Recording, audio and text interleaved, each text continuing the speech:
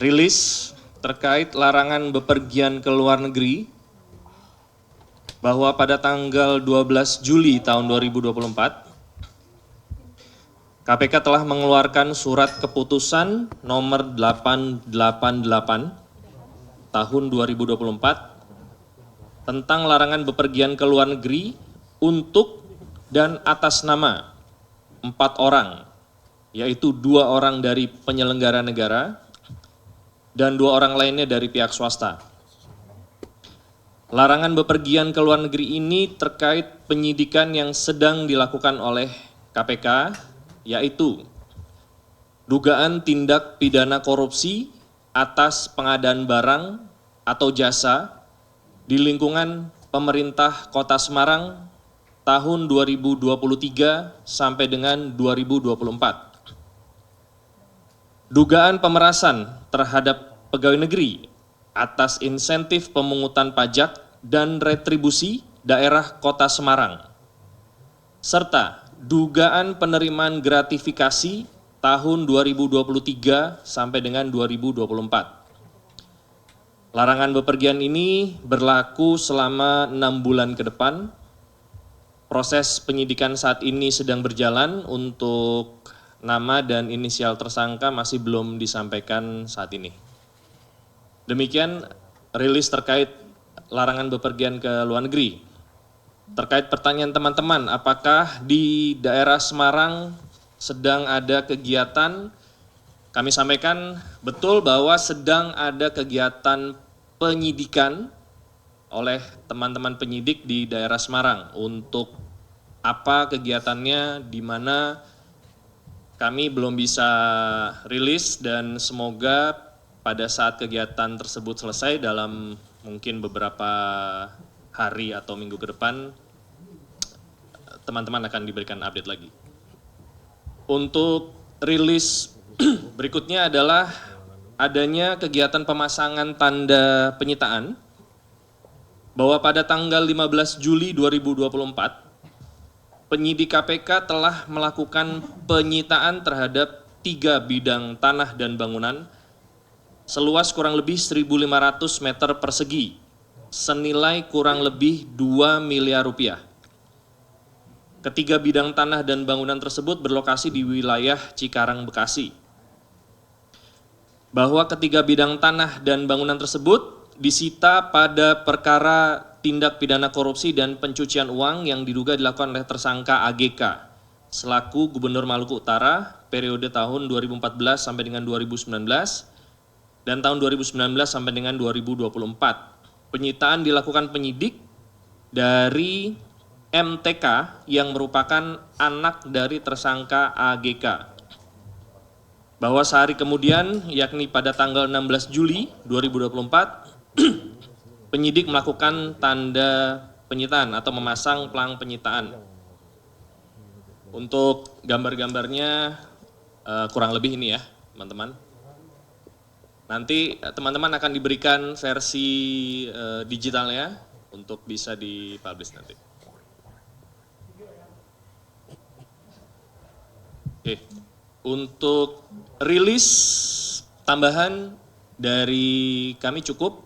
Untuk itu kami membuka kesempatan pada rekan-rekan untuk bertanya. Janangkih Cinaga itu diperiksa. Mario dulu yang pertama. Ini AJS.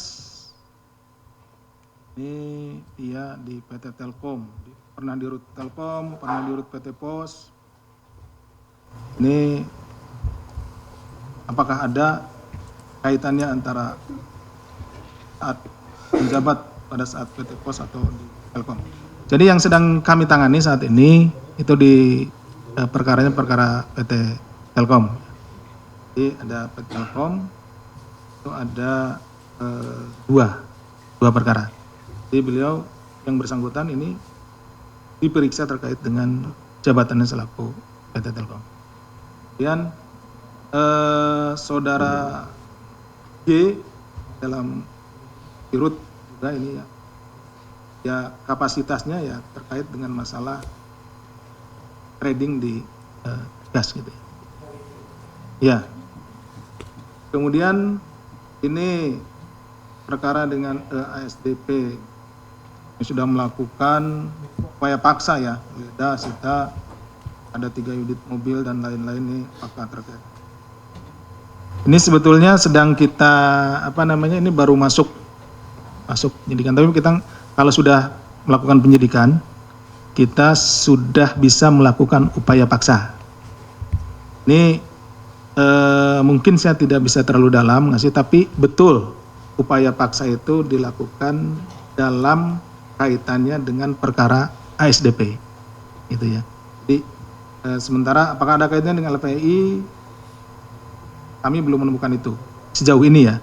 Tapi yang atau upaya paksa yang kita lakukan itu terkait dengan SDP. Ini ada beberapa saksi, saudara R, saudara M, dan perkara ini saya juga masih nanti masih akan mengkonfirmasi ini. Karena sepengetahuan saya ada di sidik itu, ini perkara proyek jalan tol ini kita tidak sedang atau perkara ini belum ada di penyidikan. Jadi kemungkinan ya begitu. Ya, jadi ini yang dipanggil ke sini mungkin diundang ya. Jadi calon saksi di sini. Jadi belum statusnya sebagai saksi. Jadi ketika sudah naik penyidikan baru dia statusnya menjadi saksi atau tersangka. Ini baru dalam tahap diundang. Saya juga belum bisa menyampaikan. Ini yang selanjutnya perkembangan perkara LPI. Jadi yang bisa saya sampaikan adalah bahwa benar KPK sedang melakukan penyidikan terhadap perkara LPI dengan 11 debitur. Itu mungkin yang bisa kita sampaikan. Segitu dulu nih karena ini sedang berjalan. Ya Mas Pak. Kita menggunakan penyidikan umum dalam hal ini. Jadi nanti berproses dengan sprindik umum berproses dan nanti ke depan dalam waktu dekat kita akan tetapkan tersangkanya. Karena ini kan banyak nih, 11 debitur 11 perusahaan. Nanti masing-masing kan memiliki tentunya kepengurusan masing-masing kan gitu, seperti itu. Kemudian batasnya terkait dengan penanganan perkara Sekjen DPR. Apa ini belum dilakukan penahanan? Apakah ada intervensi dan lain-lain dari pelaku manapun? Intervensi tidak ada. Sampai saat ini belum dilakukan itu karena memang pasal yang dipersangkakan atau pasal yang digunakan itu pasal 2, pasal 3 di perkara itu ya, perkara pengadaan. Jadi sampai saat ini juga kami masih berkoordinasi dengan pihak yang melakukan penghitungan kerugian keuangan negara. Karena itu menjadi salah satu unsur pasal yang harus kita penuhi. Ya, ditunggu aja ya. Kemudian penyidikan wali kota. Apakah berkaitan dengan beberapa panggilan yang sudah dilakukan di sini. Jadi memang proses yang kita lakukan ya di KPK ini yang menjadi saksi ataupun tersangka di penyidikan itu sudah dipanggil dulu di penyelidikan. Bisa dipanggil di sini ya, istilahnya diundang bukan dipanggil ya, diundang.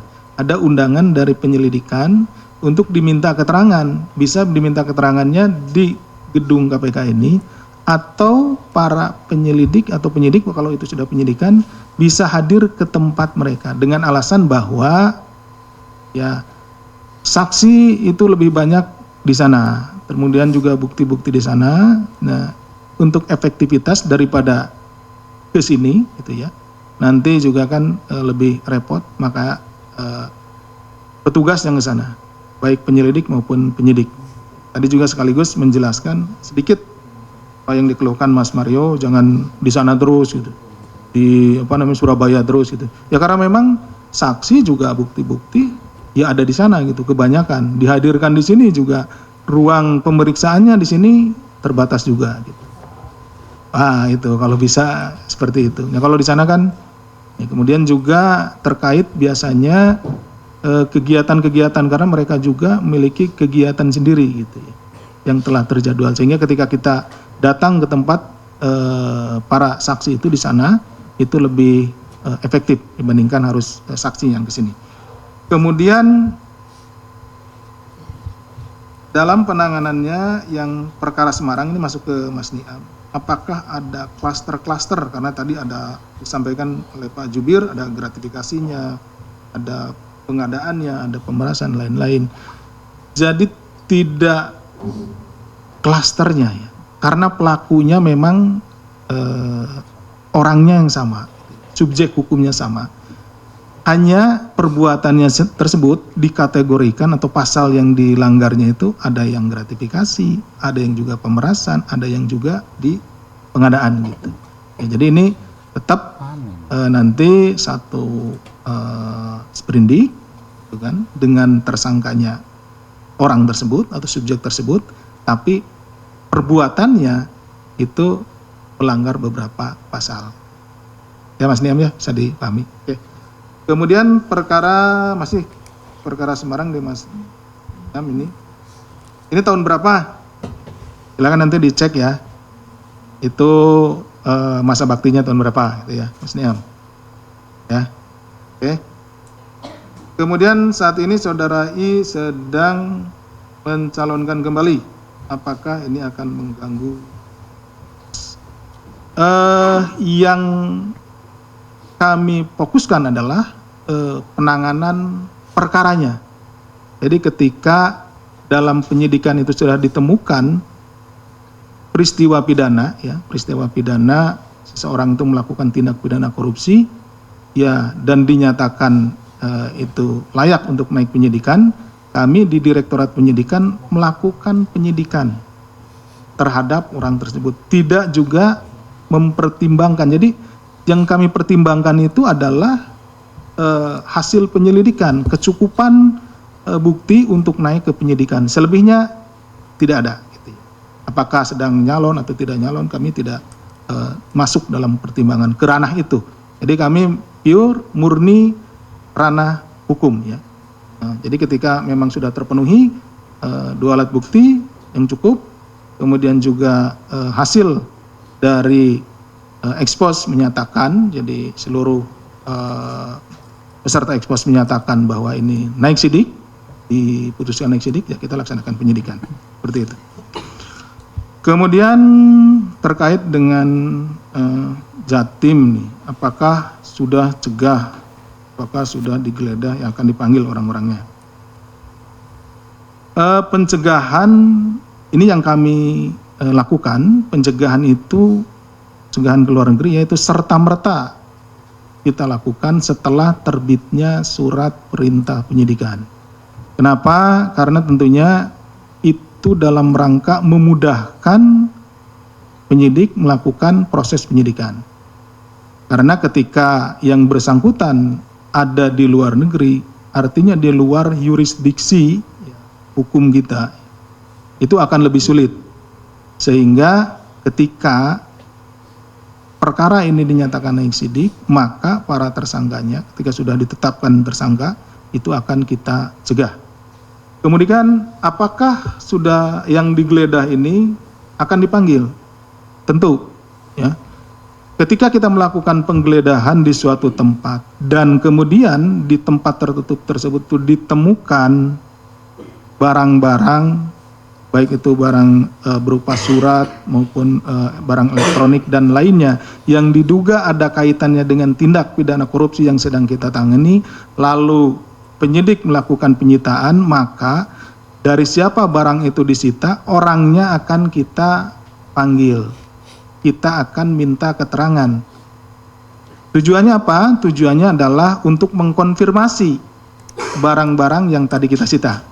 Ya, misalkan terkait ada surat-surat, tentunya kita tanya surat ini kapan diterbitkan, ada hubungannya enggak dengan perkara yang sedang kita tangani, siapa saja orang-orang yang ada di dalam surat tersebut, gitu kan ya, dan ini apa hubungannya dengan perkara, dan lain sebagainya, seperti itu. Jadi tentu akan kita panggil dan kita minta keterangan. Kemudian mengapa ini yang digunakan perkara pasal-pasal suap? dari Mas Chandra yang ini ya, tidak menggunakan pasal 2, pasal 3. Pasal ini kan untuk Pokja fiktif sampai untuk Pokja fiktif. Jadi begini, perkara ini diawali dari OTT, ya. OTT itu saudara SA lah, ya, ada SA ya, dari OTT ini. Nah, konstruksi perkara yang pertama kali itu perkara OTT, nah, sehingga kita melihat dari yang lainnya itu sama, bangunannya sama dengan perkara yang sama. Kemudian ini mungkin nyambung, ini kenapa kok lama tadi? Siapa ya? Mata saya. Aku agak lama gitu ini penanganannya. Oh, Pak Edi, ada jeda lama gitu ya, ada jeda lama. Jadi kalau tidak salah ini ada sekian ribu pokir titik ya, sekian 14.000 atau berapa gitu saya. Pokir, karena ini kan jumlahnya kalau tidak salah tadi juga ada jumlah itu ya. Tanyakan itu sekitar 1 sampai 2 triliun ini. Nah, tapi ini kan dibagi-bagi dalam bentuk pekerjaan. Misalnya pembuatan senderan, kemudian pembuatan misalkan jalan di desa dan lain-lain, pembuatan selokan dan lain-lain seperti itu. Nah, ini yang nilainya di bawah 200 juta. Kenapa nilainya dipecah menjadi nilainya di bawah 200 juta? Itu untuk menghindari harus dilakukan lelang, ya, lelang terhadap pekerjaan tersebut. Jadi dibagi-bagi. Nah, ini ribuan. Jadi kami harus mengkonfirmasi terhadap setiap pokok pikiran itu, ya, setiap itu. Jadi ini yang menjadikan ini lama.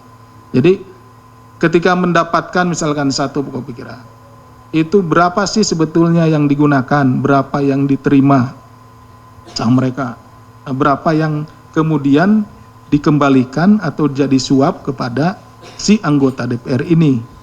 Karena begini, karena untuk mendapatkan proyek tersebut itu istilahnya tidak secara cuma-cuma. Jadi dari para koordinator-koordinator itu ijon dulu, menyediakan sejumlah uang, menyetorkan sejumlah uang kepada anggota DPR, kemudian baru dia dapat misalkan 10, berarti 10 kali 200 berarti 2 miliar kan gitu, seperti itu. Nanti ijonnya berapa? Ini rata-rata diminta 20% per pokir, berarti kalau dari 200 juta berarti 40 juta ya, 40 juta, 20%. Ini per ini. Bayangkan itu di awal saja udah dipotong nih sekian. Itu belum nyampe ke ini, nanti diambil untuk keuntungannya dan lain-lain gitu di proyek tersebut, seperti itu. Ya, itu. Kemudian ini dari perkara ke perusahaan LNG ganti rugi. Ini bagaimana update-nya ya. Kita sedang melakukan komunikasi dengan pihak-pihak penegak hukum yang ada di luar negeri, karena di perkara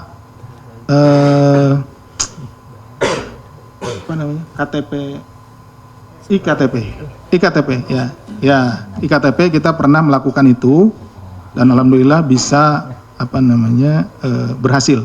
Nah, untuk ini juga sama dengan pola yang sudah ada di IKTP itu kita sedang melakukan itu.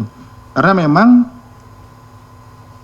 kita tidak mengejar hukuman badannya gitu. Kita sebetulnya lebih fokus kepada bagaimana mengembalikan kerugian keuangan negara gitu untuk aset recovery-nya. Jadi di perkaranya LNG ini ya kita salah satunya sudah disampaikan ya Pak, kita banding ya. Ya itu untuk itu. Supaya kita bisa mengambil uang negara yang keluar akibat tindak pidana korupsi yang dilakukan. Kemudian dari Mas Mario nih, perkara Jatim, 21 orang kenapa tidak disebutkan saja nama orang-orangnya? Namanya sudah ada, Mas. Tapi ini masih penyidikan awal, jadi nanti saatnya kita akan umumkan. Ya, Mas Mario. Tapi Mas Mario sudah banyak tahu kayaknya tadi, sudah menyebutkan nama-namanya. Gitu. Ya. Apakah sudah aliran dana ke partai dan ke yang lain-lainnya? Karena dari 21 orang itu ada di partai. Memang benar, karena memang ini perkaranya adalah perkara pokir di legislatif. Jadi ya yang pelakunya adalah anggota legislatif. Gitu ya. Berapa anggota legislatif? Di samping juga ada koordinator-koordinator yang ngijon tadi, ngijon, ya, ngijon proyek seperti itu. Nah, terkait dengan aliran dana ke partai, di awal juga tadi sudah saya sampaikan bahwa yang kita fokuskan adalah penanganan perkara pidananya. Jadi kita tidak melihat ini terkait dengan masalah partainya. Kita hanya melihat bahwa ada aliran sejumlah dana dari para koordinator ini ke si A, ya, yang kebetulan saat itu menjabat sebagai anggota dewan, kan seperti itu ya, anggota dewan. Di situ karena dia ternyata setelah dia menerima, berikutnya orang yang memberikan itu mendapat proyek itu dari dia bagi bentuk pokir itu. Jadi itu kita lebih kepada masalah pidananya, kita fokus ke situ. Kemudian ini apakah benar berinisial? Nanti tunggu ya. Berapa perkara ini? Kenapa perkara ini agak lama? Tadi juga sudah disampaikan. Apakah ada potensi perkara ini ke eksekutif? Itu sedang kita dalami. Karena tadi juga disampaikan bahwa antara eksekutif maupun legislatif dan juga yudikatif itu kan satu bangunan yang saling berhubungan. Kemudian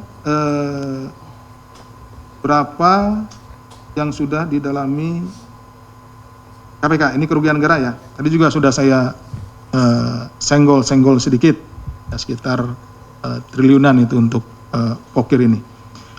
Kemudian apakah tersangka di Semarang yang dicekal? Nah ini.